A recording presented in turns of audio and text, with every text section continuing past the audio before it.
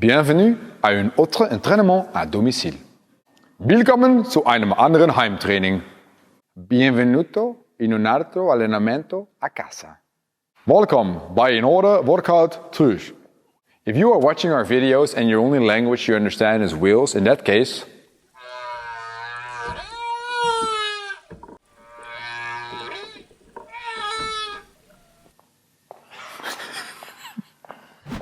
four movements, AMRAP, quality, 10 minutes, time to get into the warm-up. The first thing you do is you stand on your band. So grab your elastic band that we gave out to you guys. Stand on top of that thing, wrap it around your head, and get me a slide knee bend here. Once you have that slide knee bend set up, you're gonna squeeze your belly, and you're gonna start with that hinging pattern that's called a good morning. You find your hemis, you squeeze your glutes on the way up. You guys keep going, please. So I want you to really focus on sitting back, keeping pressure into the heels, and then from there, extending your butt as hard as you can to get up into full extension. That's exactly what we're looking for. Your Band Goodmornings. Beautifully done. All right. So our second movement here is keeping the band underneath the feet set up, going to what they call a front rack position there with the band, elbows underneath. From there, you're going to press the band to overhead, and I need you to hold it there for 2 seconds. Just press it, hold it for 2 seconds, bring it back down to in front of the head. Now what's going to be important here in that lockout is that you're going to squeeze your belly, squeeze your butt, so you stay nice and stacked with all the joints on top of each other when you hit that lockout. Here you go, your bended shoulder press. Now what Ben will show you is if you have an injury that does not allow you to go overhead, if you really can't do that, I want you to go for a bend over row. So you're going to make that same hinges in a good morning. You're going to make sure your back's nice and flat. You're going to have your palms facing forward. And you're going to pull your elbows close to the body up. And you're going to bring control on the way down. So you're going to find tension by grabbing the bed very low. And you're going to make this the substitution for the shoulder press with the band. Very nice. Good. Now, for the third movement, you ditch the band. So you place it on the side. And we're going to set up our feet underneath the hips. And we're going to start a set of lunges here where we step forward on this one. So stay nice and upright. Kick out a leg. Step forward, gently touch the floor with the back knee, come back up. Now, you don't really have to touch the floor with the back knee in this warm-up. I just want you to move nice and slow and sit upright. What is important for me is that you anchor the front foot properly. I want you to be careful with getting everything into the toes there. I want you to really squeeze into the floor, heel, big toe, little toe, touching it, and keeping your hips nice and low in the bottom and all the way extended in the top position.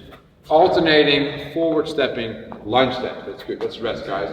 If you have an injury that does not allow you to do all of that knee flexion in the lunge, I then want you to go for a woodpecker. So for the woodpecker, you're going to go on one leg, you're going to connect your heel to your head, you're going to tilt from the hip, nice and slow, you're going to squeeze your butt, you're going to come back up. Boom, then you're going to alternate legs, other leg on the floor, make the woodpecker. This is hard on the balance, so if you trip a bit, that is all understandable. As many reps as with the lunges, you do the same with the woodpecker.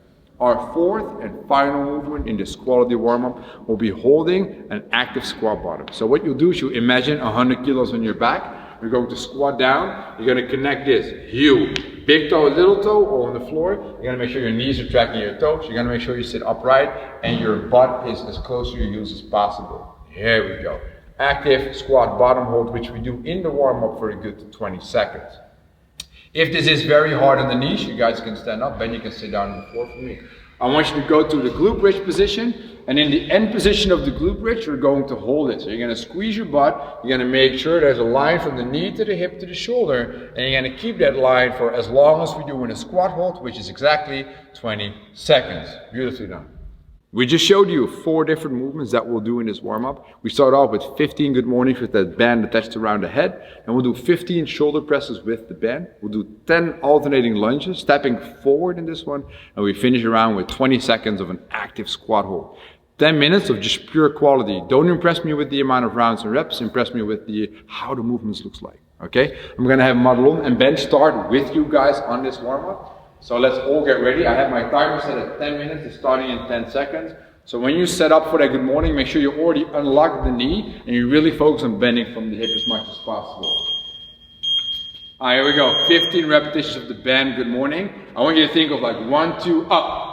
1, 2, up. That's going to be your tempo. So as long as you're in control of how it looks like and in control of the movement, speed is okay, but I don't want you to speed down. The speed is on the way up. So you control the way down, you hinge, You extend, you squeeze your glutes as hard as you can to come up violently, solid. And what you can definitely do, Ben is doing that as a nice little assistant thing. You can always place your thumbs right in that point where the hip tilts, and that really helps by knowing this place where you can start folding that hip. Here we go. 15 reps. Upon completion of rep number 15, you grab the band and you place it in your front rack, which is on the shoulder, right underneath the chin, like a barbell would be, and you start pressing overhead, and you do like I always say, a long second, or 2 very fast seconds in overhead in the lockout. When you lock it out, I want you to always squeeze your belly, squeeze your butt, and keep your quads a bit tense when you press overhead as well. So everything stays stacked on top of each other. And when we say stacked, we mean joints on top of each other. So in this case, that is ankle, the knee on top, the hip on top, the shoulder on top, the elbow on top, and then the wrist on top. Head stays nice in the middle. Make sure you move your head around the band and not the other way around. You do 15 of these, and upon completion of rep number 15, you get out of that band and you start in your front rack lunges. You're alternating front stepping lunges. There we go. They're finishing up the presses. There we go. 10 reps of that. And if your guys are working on a different speed, that is all good. If you're way faster than we are, you might be sacrificing quality for speed, and I don't want you to do that. So really keep in mind that you're moving as perfect as you possibly can through this warm-up here. Very good. They're very focused on anchoring that front foot before they suddenly shift all the weight into their toes there, which will aggravate knee pain, so you want to avoid that. Really squeeze in the floor with your front foot. And upon completion of the 10 lunges, we just do a quick 20-second hold in the squat bottom. They're peaking at the clock. You guys are obviously also peaking at the clock. So if you've completed that 20-second squat hold, I want you to do this for, it is about 7.5 minutes left on the clock. Keep the quality high, and I'll see you guys back in a second.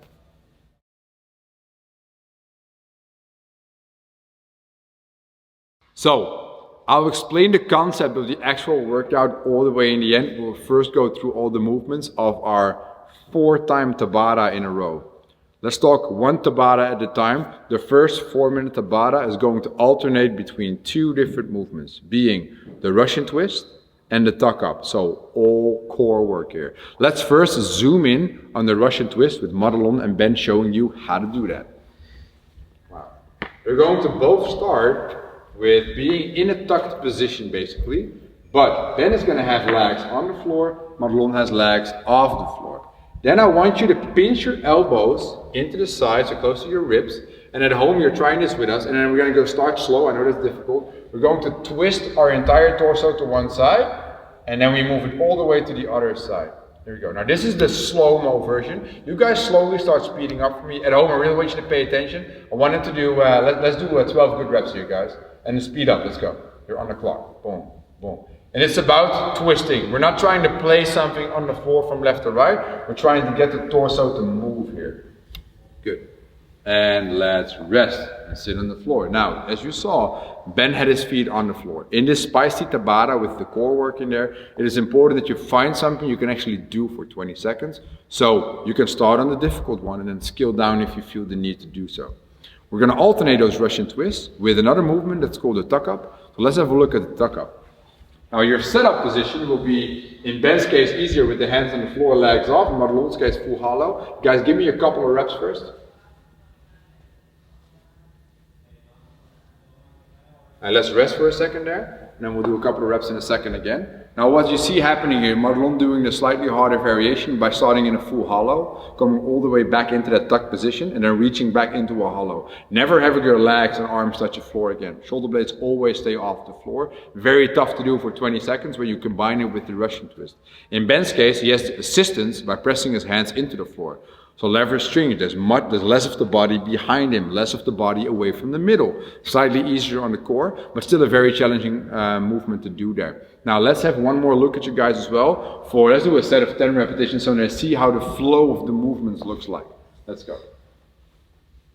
Good. So in Tabata, guys, while you're looking at this, we're doing consecutive work for 20 seconds, right? And we try to actually not break up in the 20-second time frame, which really means pushing hard and digging deep in every round.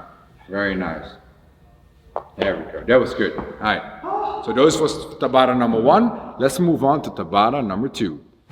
So we're going to alternate two different movements right now. We just hit lots of abs. Now we're going to do lots of legs, right? We're going to combine two, and that's going to be the frog jump, our favorite, and we're going to combine that with the jump squat. Again, yes, because you need them. Okay, so let's first set up for the frog jump by getting into the bottom position of a plank. So we have arms straight, legs behind us. Now, when they go in slow-mo, they jump themselves forward into a squat bottom, and then they stay low. They go up with the chest a bit, and then they come back down into the plank. Boom. You guys can keep going on your own slow pace right now. Now, if you look at Madelon, when she lands in that squat bottom, her hands are off the floor. Very dynamic. When Ben lands, his hands are still on the floor, and then he lifts them up, which I consider to be slightly easier.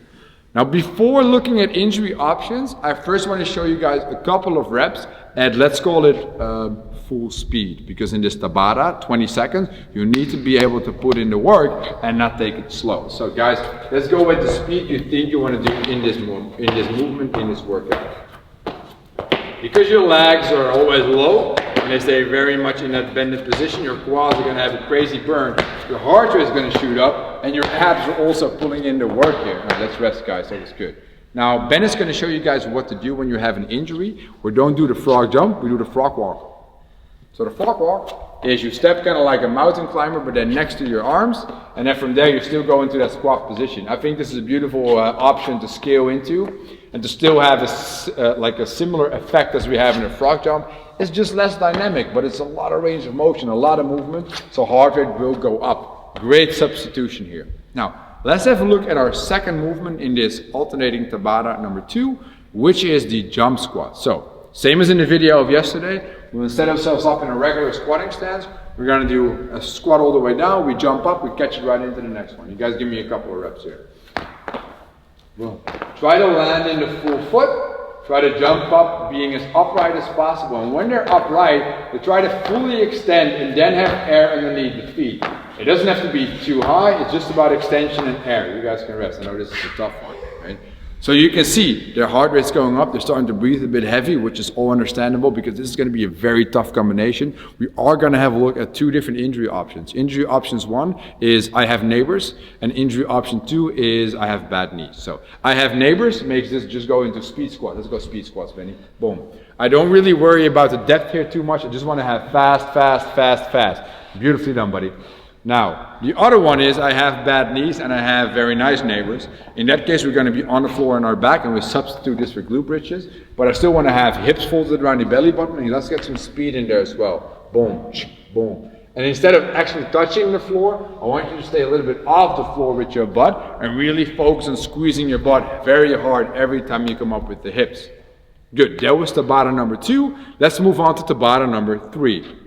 For the third Tabata, right, we're going to again alternate with two different movements that are both very core dominant, but also have some speed in there. And they're very dynamic. So the first one is our classic mountain climber. So let's have a look at the Madelon and Ben here for the mountain climber. What they're going to do here is first set up in a proper plank on long arms with the shoulders right on top of the wrist.